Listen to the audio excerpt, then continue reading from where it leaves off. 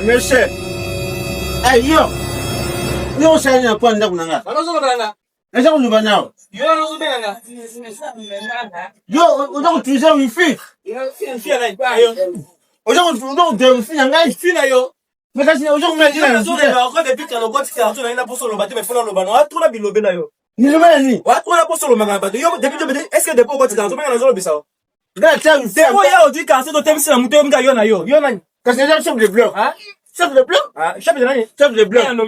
qu'est-ce que président? Mais bon, tu as salaire na chef de bloc en gauche.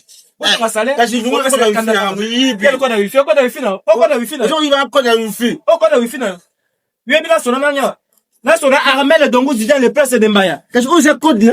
Oh, code na hôtel papa. Qu'est-ce que vous avez papa? Avant le bal, faut tout na yo yika bandolo ba mokili kili. E code. On semba. Amba wana yo. Hein?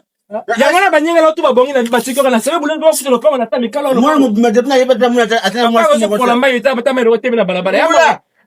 Amba wa. Oh moi mutambongo. Moi so la ndebe bien. Ya pêche yo pété. Ozo futir. On tient la chango. Est-ce qu'il y a chez yo? Bien vu. Ah tika on est chez tu m'as passé à moi. Hein? Oui, bien. Tu comprends? Ala zo sola na lobi na sola na Armel Dongo Zidane le place de Mbaya. Charismatique. Na kubenga papa na yo. Le simple wifi 15 000 na sango. Donc poser papa na plainte. Oui. On a chose te ka choix. Banyinga na tu balabala yo na mona détail ko Bona moi na ngate. Hein? Moi na Zidane te. Zidane moi na misumba e. Allez mona wala mona. Le boba le mignon. On va te ba vache na sama bulu kuna bakanga yeti. Jala benga déjà espérer ko jomo lo jela. Donc il va faire à short. Non wala ka tena wana. Je vais mon wifi.